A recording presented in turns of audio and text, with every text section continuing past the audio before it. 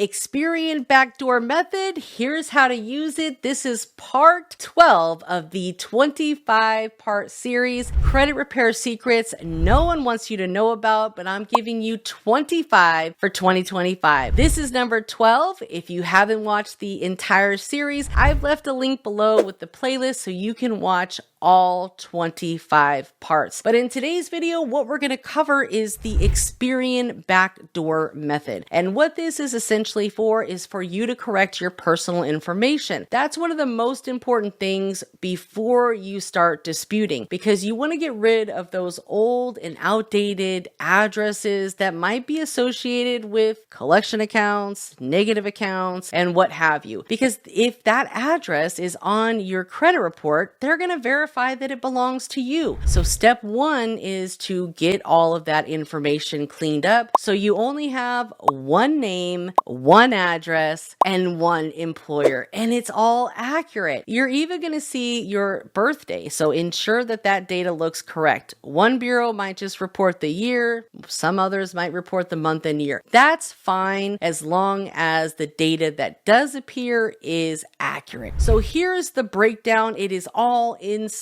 of this guide. I am selling this guide, but if you are a part of the credit community, you will have instant access to this guide inside of the community. Now, if you haven't joined the community, comment the word community and I will send you the link, because once you join the community, you will have access to watch all of our replays. There is not a charge for these masterclasses. What you get is everything inside of the community, all for one low price. Prices will be going up, so make sure you lock in at this super low price now. Now, if you just want the guide, comment the word guide and I will send it your way immediately. Okay, so first and foremost is logging into your Experian account. That is step one. Step number two is you're going to click on the credit tab inside of the Experian account. This is your normal Experian account that you would use to just view your credit reports. Okay. Number three is scroll to the quick action section and then we're going to file a dispute. Step four, we're going to proceed to the dispute center. And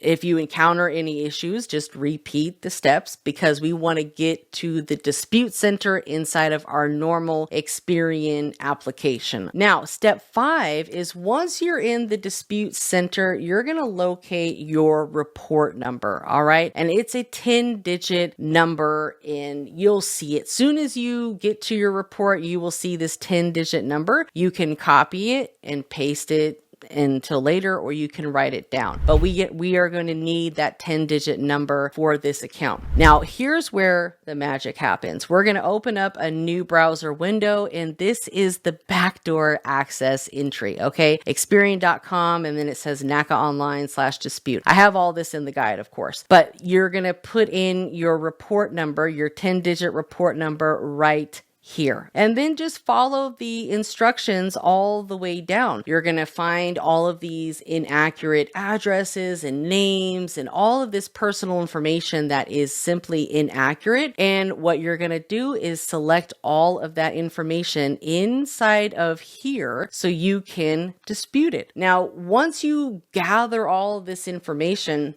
make sure that you process submit button, because a lot of people click on things and then they don't submit it. You have to make sure that you follow through and ensure that your account was processed. Now, here's where kind of the fun happens, right? So once you've entered all of your information and you've hit submit at the very bottom here, then it's going to take you to a form where you're going to scroll to the potential negative items, click on the account number, and check to see if the last 4 ID number matches the last 4 digits ID number from your address. If it does, remove the address as it's linked to that account. After you've removed the address, dispute the accounts. By removing the address that's associated with that account, then it's unlikely to be verified. All right. So that's why it's so important to go in, take the time to do this, and get rid of all of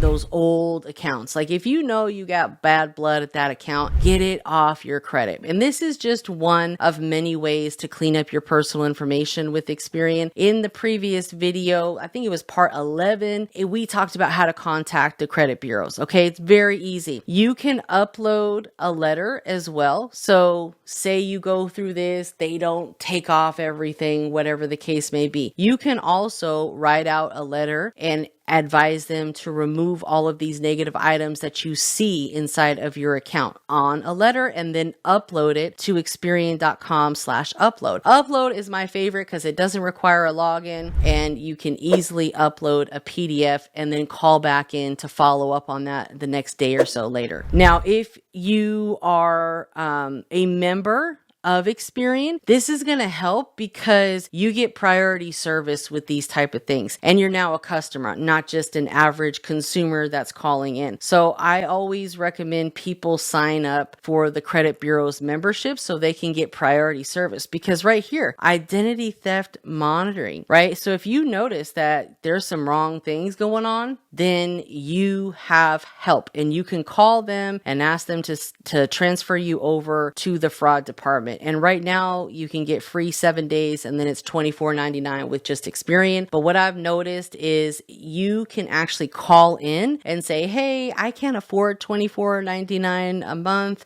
Is there a better promotional offer that you can give me? I can afford maybe like $14.99 for the next 6 months and then, maybe go to the regular pricing at then. But negotiate, call them and tell them you can't afford that if you want to stay a member with them, right? But there are some benefits on being this member because again, you're going to get priority service and they're going to want to help their customers over just a normal consumer calling in. So again, if you get the guide, all of the instructions are right here for you guys, but this is just one of many ways that you can clean up your personal information. And for Experian, it just makes it a lot easier because you can see what is connected to what. And a lot of times the addresses that show on this backdoor don't show on your normal credit reports. I've had a lot of clients where they logged into Experian and they logged into this Experian and saw a whole bunch of different, account information or personal information that they did not see on their regular credit report. So just knowing this information is going to make it that much powerful because again, this is kind of like the backdoor entryway that's going to show you a little bit more than just your average,